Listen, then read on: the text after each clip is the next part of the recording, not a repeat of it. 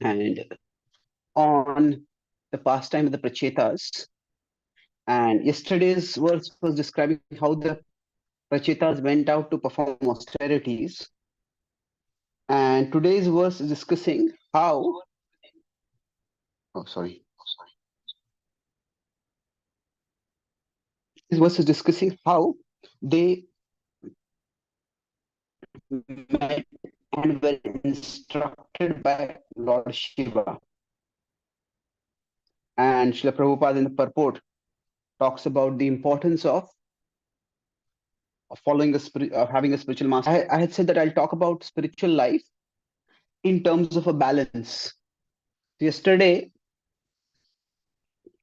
and I talked about the balance between pursuing success in this world and success in the other world, or rather the inner and outer worlds. So today, I will talk about the balance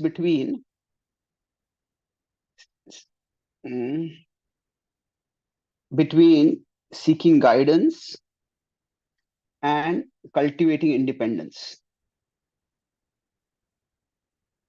Now, if we only seek guidance and we become totally dependent on guidance, that can lead to blind following. And if we seek independence, that can lead to whimsicality. Alone, if we seek independence, whimsicality, and it can also lead to self-destructiveness. So, so we are talking about the theme of balance in guru disciple, or in general authority subordinate relationships.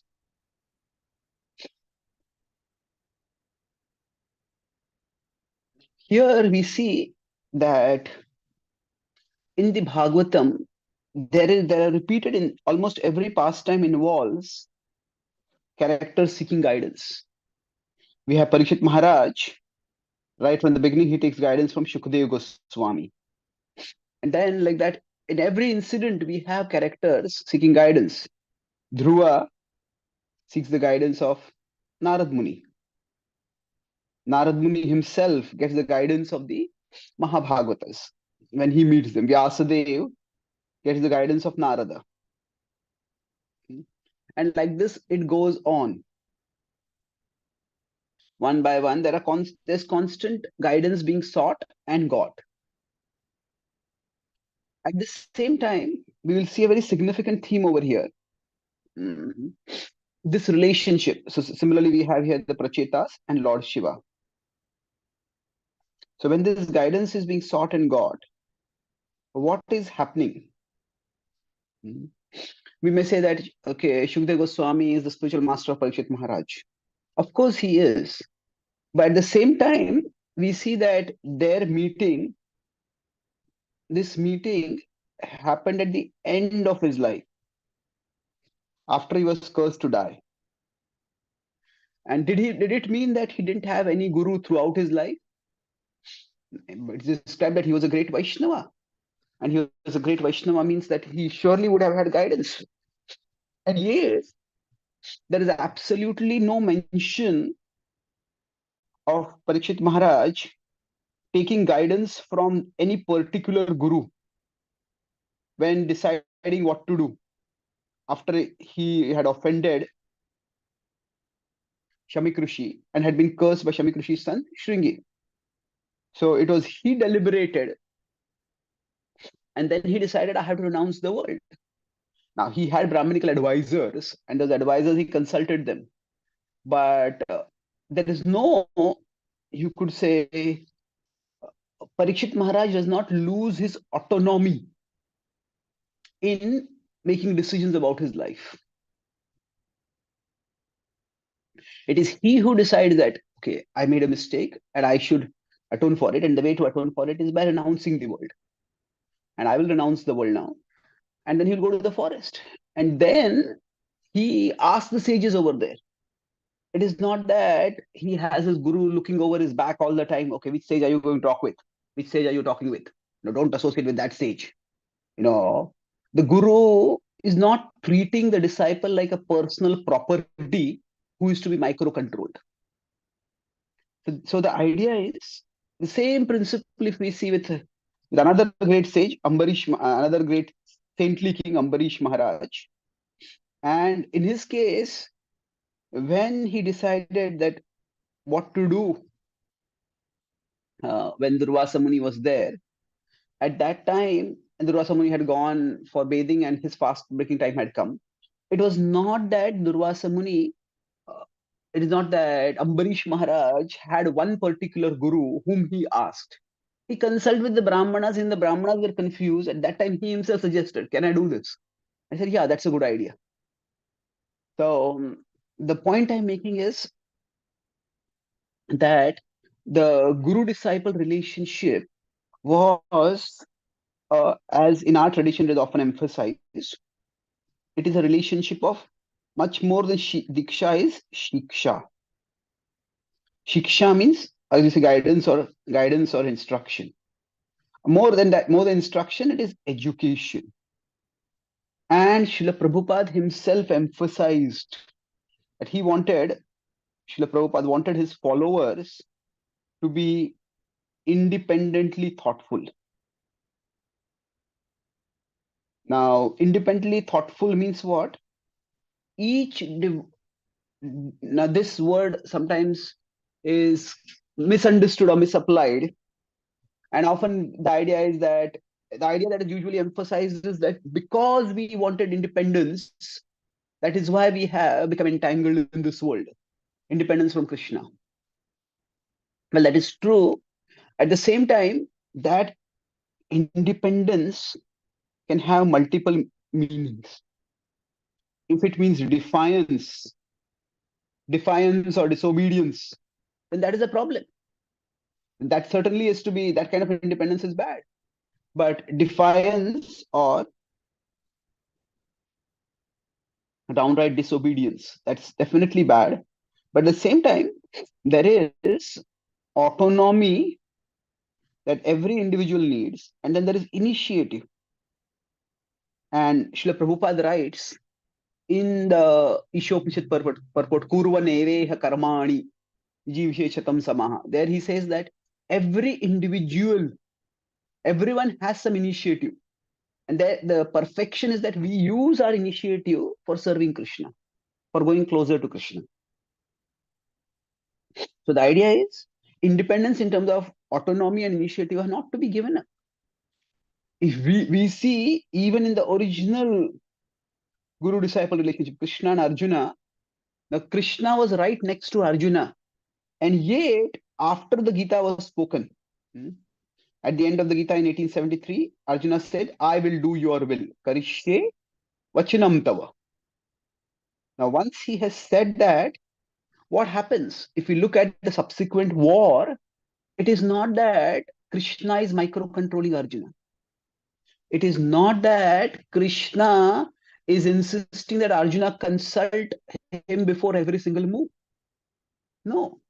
After that, Krishna still remains the charioteer and Arjuna still remains the warrior. And within that dynamic, Arjuna makes plans.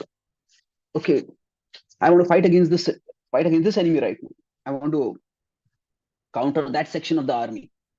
And Krishna would go along. Of course, sometimes Krishna would give input, sometimes Krishna would give cautionary advice, sometimes Krishna would reprove. Reprove means correct Arjuna. But overall, Arjuna had his own initiative and autonomy. So he surrendered just because he was a surrendered disciple in the presence of Krishna. Even then, it did not mean that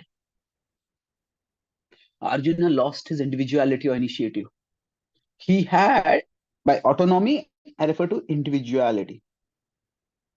Sometimes we, at a philosophical level, say we are individuals, and there is no, we have, as we say, no urge to merge.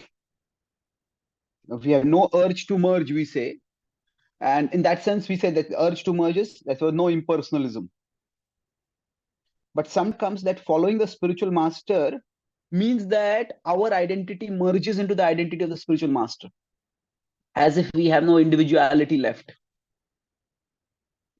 But that kind of micro controlling, that kind working of working to dissolve our individuality and considering that to be surrender is a complete misunderstanding of surrender. So I'm talking right now about if we consider this side of the pendulum, when there is only guidance and there is no independence, no initiative, then I said what happens? One consequence is blind following, the other is losing our individuality. And when we lose our individuality, that leads, when there's blind following, eventually it can lead to a lot of problems. Suppose the guiding authority is no longer available. It happened when Srila Prabhupada departed from the world. Many of the people who had joined his movement departed from the movement because they just felt they had no connection with Prabhupada, they had no spiritual inspiration or connection at all. And that is not healthy. And sometimes it can happen that the authority who's guiding us may also go wrong. When Krishna says that he panditah samadarshina, the wise person sees everyone equally. Now, what does to see everyone equally means? To understand that everyone except Krishna is fallible. That nobody is above Maya.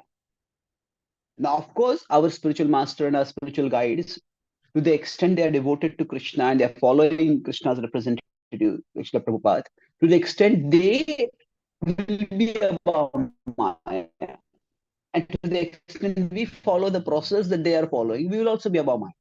But if somebody stops following the process, then the fallibility will naturally resurface. So that's why blind following is not encouraged. If one becomes chronically dependent on guidance, then mm, then it's problematic. So we see in this particular pastime also, Shiva appeared to Pachetas, gave instruction to them, and then Shiva departed. And it's not that Lord Shiva was constantly observing, following up, and taking as I said, uh, micro controlling their lives. Not at all. He was focused primarily on, he gave them guidance, and now it's your life. You have to decide how much you want to follow the guidance or not. And effectively, that's how it is in our movement also. That most of the times, our spiritual master or spiritual guide is not going to be constantly accessible for us to ask every single question and every single decision.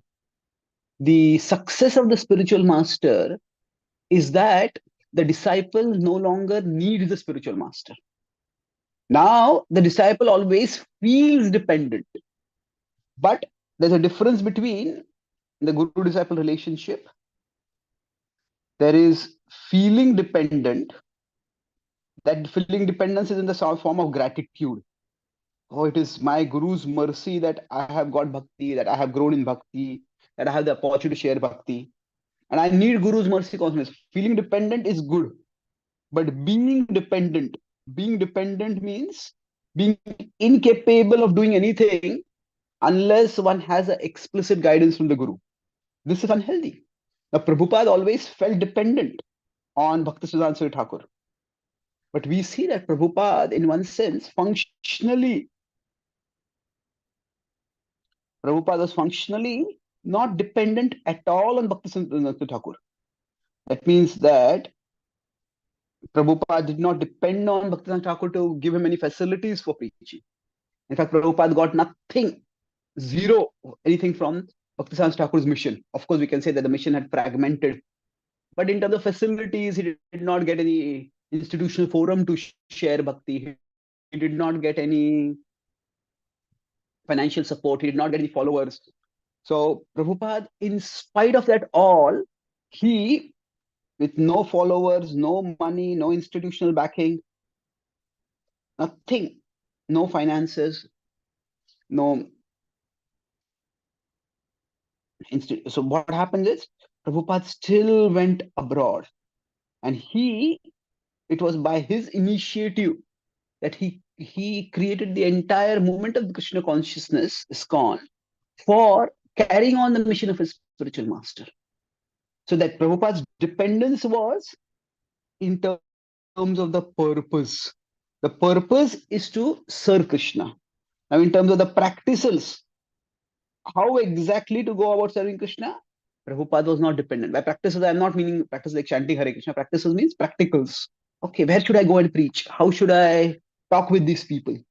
What should be my strategies? Prabhupada is not consulting Bhaktivedanta Thakur. In fact, not only that, Prabhupada even went ahead and said that if he by 1970s, if you look at Srila Prabhupada's primary outreach, 65 to 70, and then 70 to 77. 60 to 5 to 70, Prabhupada was based outside India, based primarily in the US. But after 70, Prabhupada was based in India and then he traveled abroad. He was based primarily in Mumbai. And here the key difference was that Srila Prabhupada focused on building the outreach in India. And Prabhupada told his disciples in 1970s that my Guru Maharaj wanted me to preach in the West. I have done that. Now, and now it is my desire to preach in India. And you please assist me in my mission, just as I assisted my Guru Maharaj in his mission. Which is a very interesting statement. Does this mean that Prabhupada's mission was different from his Guru Maharaj's mission? As if now my Guru Maharaj's mission is over and now I have my own mission. No, it's not like that at all. See, there are Prabhupada talks based on a tradition that there is the first class disciple, about followers or disciples, there can be levels. So first class, second class, and third class. So now what is the idea? The third class disciple doesn't follow, neither follows instruction nor understands the mission. Mission, you could say the intention underlying it. What is actually taught to be as a the instruction, this is no, mission, that is no. The second class disciple sticks to the instruction. Yes, but the intention that is there, what exactly is what exactly is to be done, that the disciple does not necessarily understand. Maybe question mark here. No, maybe. But the first class disciple understands the instruction and also understands the intention and tries to fulfill both. So Prabhupada understood that his Guru Maharaj didn't just want that he go abroad and give a few talks over there and come back. That's one part of what he was doing. But he wanted that, Bhaktivedanta Thakur wanted that there be a global movement all over the world. And India would be its foundation simply because India had the foundation of spiritual culture, Vedic culture, as Prabhupada used the word. So Prabhupada envisioned that the Krishna consciousness movement, it would have a foundation in India and a superstructure that spread all over the world. From that foundation, there would be a superstructure that would be global. And Prabhupada felt that now his disciples they were from the West and they were quite competent of carrying on the outreach in the West. And they would do that. And especially he felt that because in India, his disciples were completely new and unfamiliar. And especially in India, they were likely to be cheated because Indians thought that anybody from abroad has a lot of money. So Prabhupada said that I will focus in India, or focus on India, and you focus on the West. So Prabhupada, at that time, there was no email or Prabhupada, all the phones were there. Prabhupada didn't prefer to use phones.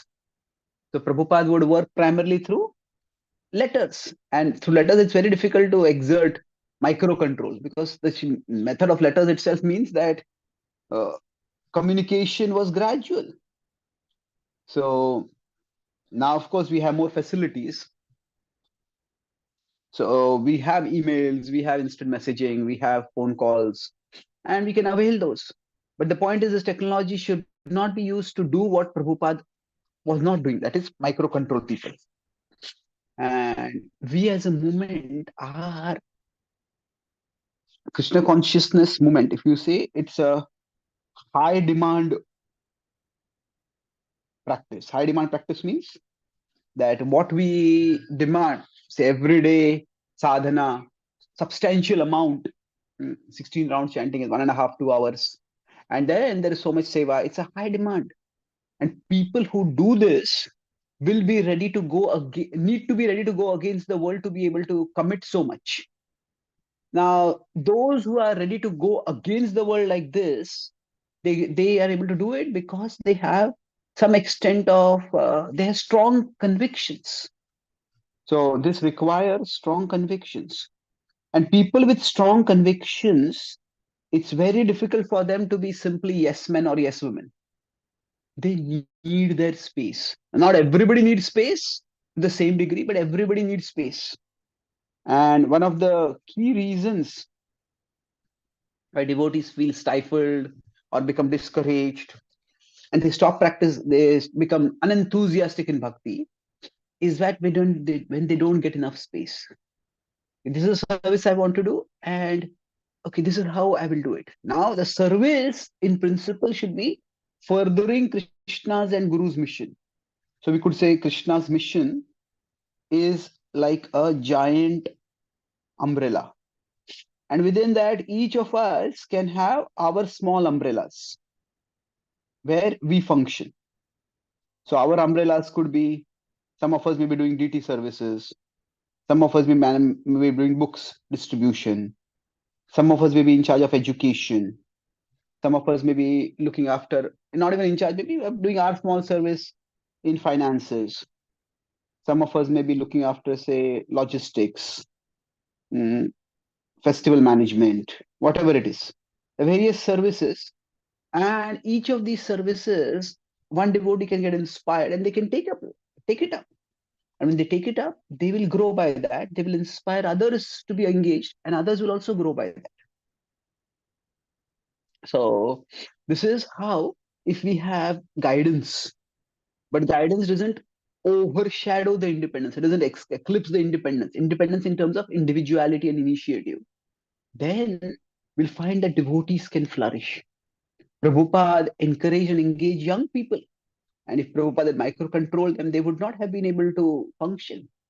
Now, Prabhupada did say that the disciple should make the instruction of the Guru as life and soul. And Prabhupada himself demonstrated that.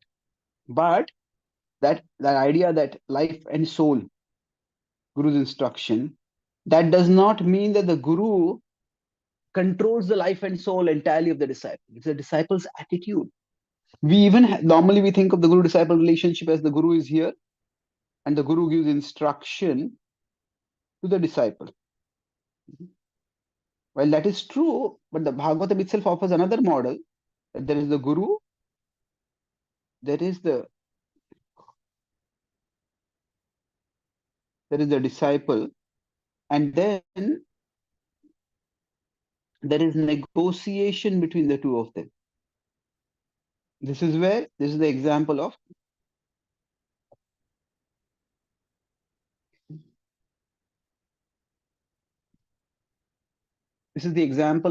Dhruva Maharaj and Narad Muni. So Dhruva and Narada, what happened to them was that Narad Muni told Dhruva that come that it's a small child. Why do you want to go and why do you want to create trouble like this? Don't create so much trouble. Go back home. Just sleep peacefully. And if you think that you're not a small child, you are an evolved saint, and such saints don't take such small insults seriously, then also you go back home. But he did not do like that. He said, now, Dhruva was submissive, but at the same time, what did Dhruva say? He said that your words are true, but they find no place in my heart. And because they find no place in my heart, therefore, what I'm going to do is, we had Dhruva Maharaj, we had Narad Muni and Dhruva Maharaj. So he said, these words find no place in my heart, and therefore, uh, If you can give me something that works for me, please do that. Otherwise, let me go my way. And Arbuni appreciated his candor, his his being so earnest at the same time being so candid. And Dhruv Maharaj was guided accordingly. Instead of telling him to give up his worldly desire, he was given a devotional process to fulfill the material desire.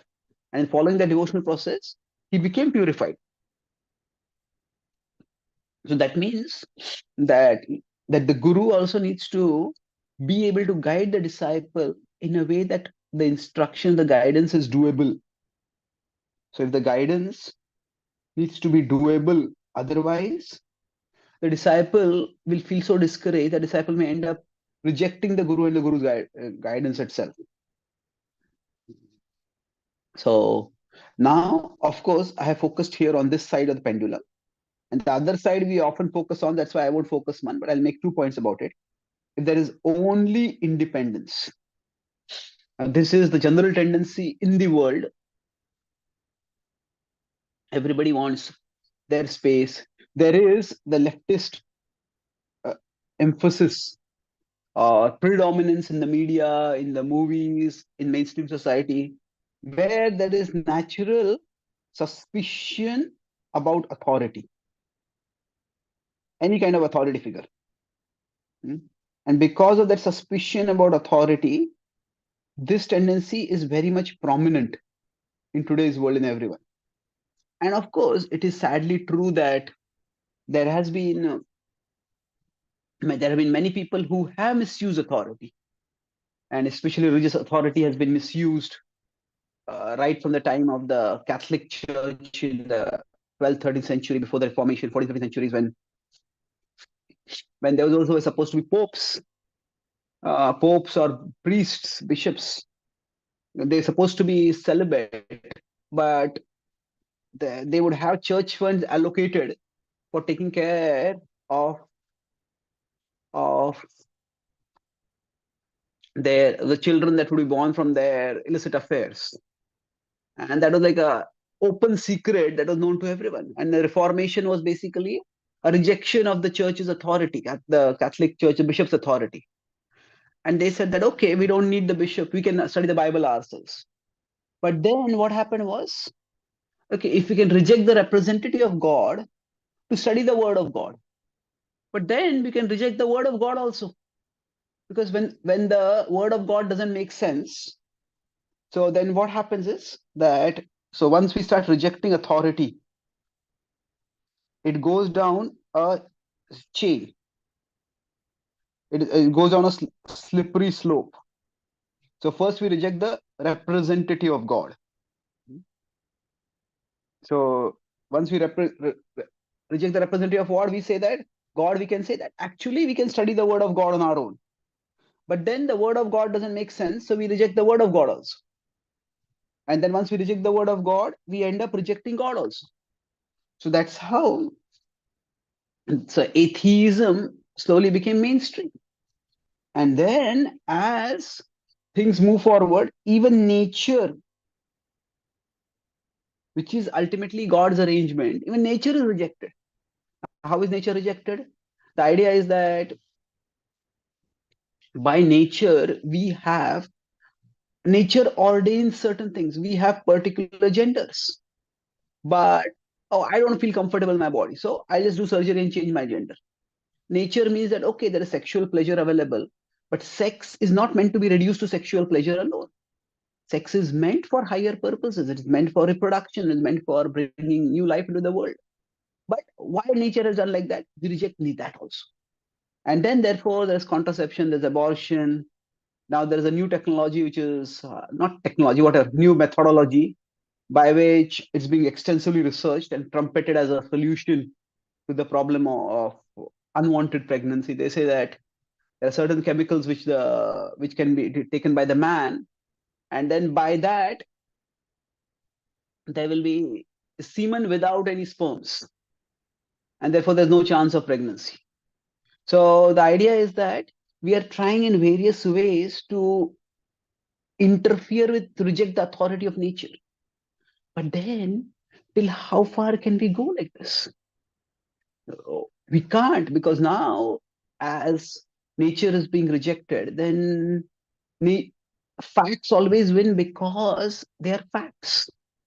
So we find that families are destabilizing, people are having more and more mental health problems. Now, I'm not saying there's a straight linear cause to all this, but when there is constant rejection of authority, then I'll conclude this last point, that many people think increased options, they equate with increased freedom, and that equates with increased empowerment. Oh, I want to be an empowered individual. That means I need to have my own freedom to decide, make my own decisions. Well, is this really true? Because increased options can also mean increased burden. First of choosing, and then that can also lead to increased guilt or remorse over wrong choices. So there is so much mental anxiety and mental health problems, because when we prize independence as the only value or as a supreme value, okay, fine, we want independence. But independence also means that we will have to choose among many, many options. And suppose we just go to a shopping mall and you want to buy a toothpaste, and there are 100 toothpaste to choose from.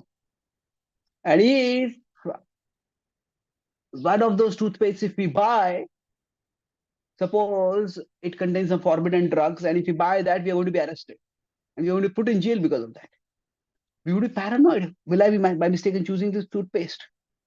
So no, normally that kind of severe consequences may not come. But the point is that with every action, there are consequences. And the greater the options, the greater the complexity of the choices that are to be made. So when people have no structure, no overall framework, no guidance for their life, then there is just chaos and confusion. So it leads to, especially to be a teenager or a youth in today's world, where a person is faced with an overwhelming array of choices. Nowadays, the social media, the whole world becomes accessible to us, but the whole world also becomes our competitor. And then with that overwhelming array of choices, it's very difficult to actually move forward in life. And when independence or autonomy is alone privileged, sometimes even devotees within the movement, they may say, no authority is trustworthy. Okay, then what are you going to do? Okay, we have souls lost in the material world, and we can have souls lost in the Krishna consciousness movement also. And those souls who are lost in the Krishna consciousness movement, they might take up some minor cause and make it a major cause, and all kinds of conflicts may result from that. So ultimately, we accept Krishna as our authority, and we need guidance in life. The world is extremely complicated, and just because there is just because there is a possibility of negative of being misguided, does not mean that we reject the principle of authority itself. So if we are naive, we just trust anybody and everybody, then we will be exploited, we will be misled. But on the other hand, if we are cynical, thinking that every authority is a bad authority, then we will stay unguided and we'll be lost eventually, because life is too complicated for us to learn everything on our own. And therefore the balanced state would be that we use our intelligence in getting guidance. And the ultimate purpose of the guru is not to replace our intelligence, but to reinforce our intelligence. So, intelligence, guidance, what is meant to do it? Guidance and intelligence, the relationship between them is the guidance reinforces the intelligence, it doesn't replace the intelligence. So, when this is happening, then the guidance can be extremely helpful. And the test of this is that when Krishna departed from the world, Arjuna knew what to do. Arjuna was not just shattered so much that he just quit. No, he was able to remember Krishna's words and take shelter of Krishna. And thus, that's why I said that the guidance is provided in such a way that the disciple can become independently thoughtful. That means even when guidance is not available, the disciple is able to take wise decisions. That is the success of the process of guiding. So I'll summarize what we discussed today, taking the example of how Shiva guided the Prachetas. We discussed about this balance between in guidance. There's too much emphasis on guidance alone and too much emphasis on independence alone, and how both of these can be problem. So if it's too much guidance means there's micro control of the person. Then we discuss the problems with that. Problem is that people feel suffocated. People feel because their individuality is crushed in that process, and we are not meant to function like that. We discuss how various examples in our own tradition, in the Bhagavatam, and even in Srila Prabhupada's life, the individuality is actually meant to be developed. And then, if there is, even if one doesn't feel the need for individuality to be developed, one doesn't the feel suffocated. But blind following can leave one unguided when eventually the guru is not available for various reasons. So, and on the other hand, if there's too much independence, then that also severe problems are there.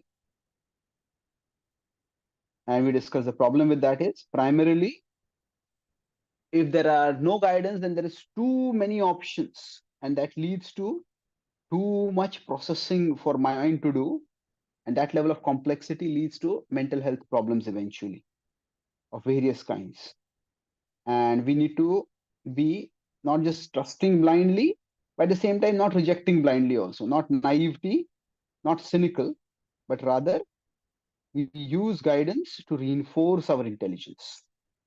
And when guidance reinforces, not replaces our intelligence, each one of us can move forward in our life better equipped through the guidance to use our initiative to come closer to Krishna and to help others come closer to Krishna. Thank you very much. Hare Krishna. Are there any questions or comments?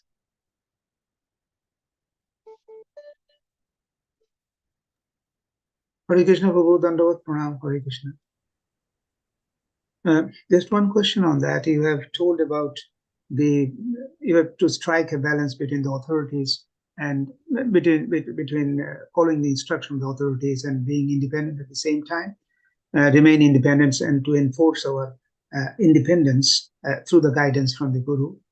And in this regard, what I understand, one example you have given about the Western things, particularly the Christianity, where you have told about that they have rejected at one stage. They, in want to correct these things, they rejected the church also at one time, and the God also. But in our tradition, does it apply to our tradition at all? Because in our tradition, we have the independence given to a person when we choose a guru. We apply our independence and surrender to the guru only by knowing that he is the person who is capable of guiding me. But once we have surrendered to him, we have become sure that he will be able to guide me. And Guru is really the person who is guiding me. So at that stage, after I have surrendered to the Guru, do I have the option of again applying my independence? That is my question. After we surrender to Guru, do we have the uh, right to assert our independence?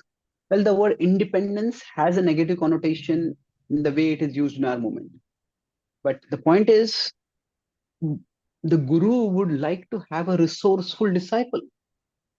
Every Guru would like to have a disciple. Now, at one side, the Guru may want a submissive disciple. Prabhupada talked about how we can grow by doing service and also by taking responsibility to do service. And he said our spiritual advancement is proportionate to the responsibility that we take. Now, responsibility means that we decide that I will get this service done. The Guru may tell us, say, for example, the Guru gives the service, okay, can you take care of the prasadam arrangement for this festival? Okay, we may decide yes. But then while doing it at the ground level, we may face many obstacles. And if each time we have to run to the guru, okay, well, how do I solve this problem? How do I solve this problem? That will become a headache for the spiritual master also. So when I'm talking about independence, I'm using it primarily in the sense of not, as I said, not defiance, but it is used in this more in the sense of using our intelligence to get things done. So there is no independence with respect to the principle of following Krishna, of serving Krishna.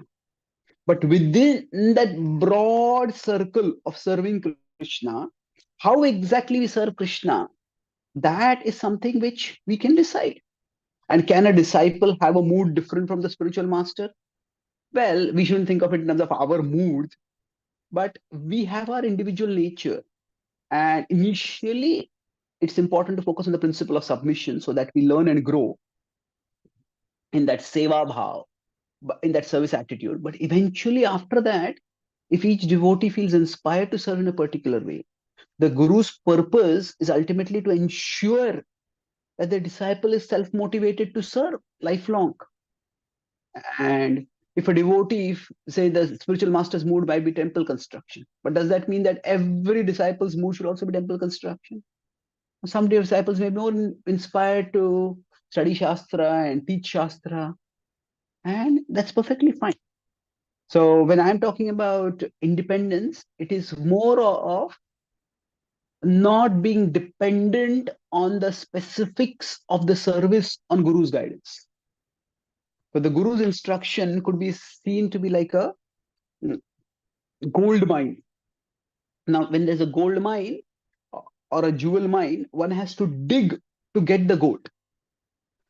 So similarly, there could be many instructions given by the spiritual master, which are broad overarching instructions. Now, we might take one of them, we might dig out the gold, and we may use it. That is wonderful if we can use it. But still, it is our responsibility to do that.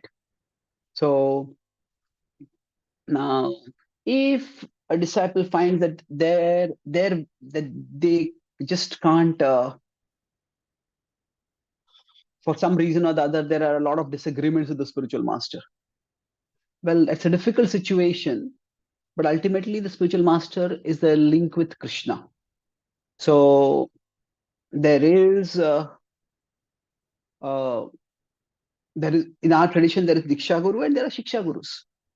So with the blessings of the Diksha Guru, one may connect more with the Shiksha Guru, and one may learn from the Shiksha Guru also.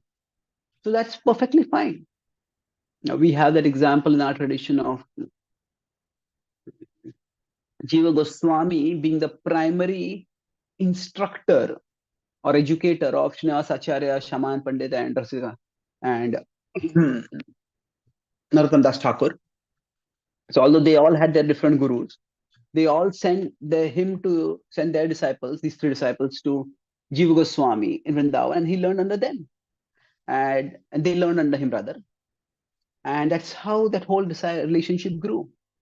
So it is also possible that even after initiation from a particular spiritual master, it's like we are joining a university. And once we join the university, there might be many, say, suppose I'm joining a university to do PhD. And then the we might have a particular area of research. And there might be one particular teacher, particular professor faculty who got us into the university. But eventually, if our research interest is somewhat different, then we might practically work with some other faculty who is having that research interest. Now, the Guru Tattva is very complicated, and I don't want to get into the specifics of that because that would require a whole class, and I don't think anybody in our movement has a very clear understanding that is universally accepted within the moment of how the Guru Tattva actually works. But the overall principle towards which more and more devotees are moving forward is that every devotee needs to be encouraged and inspired and facilitated to serve Krishna.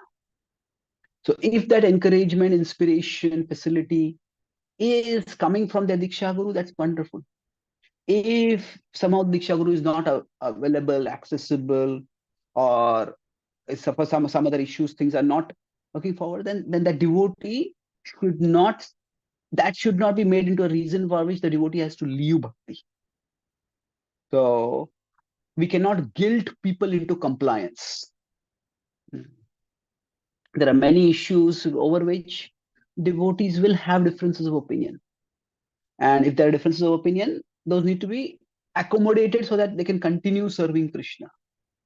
And rather than making it as a make or break kind of thing, you have to follow this, because now if somebody starts saying that, I don't believe Krishna is God, I differ with my guru in that opinion. Well, no, that is something which is a central principle of bhakti. If somebody says that I believe the ultimate truth is impersonal or the ultimate truth is Lord Shiva, well, then there is no room for them. But if there are the central truths of Krishna consciousness are accepted, then there is room. The Krishna conscious movement is large enough that there can be a room for individual space and individual peace also. Every devotee can grow in their own way. So that's the point I was talking about overall. That every devotee needs to be inspired, encouraged, and facilitated in their growth in bhakti. Does that answer the question, Prabhu? Yes, thank you, Prabhuji. And in fact, Prabhuji, that is already given in 1863 of Bhagavad Gita.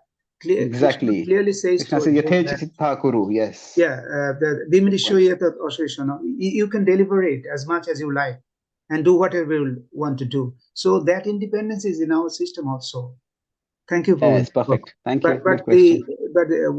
what I understand, and just to confirm from you, that the guru has given the basic parameters within which the disciple has to work, and the disciple is given enough independence to work on that.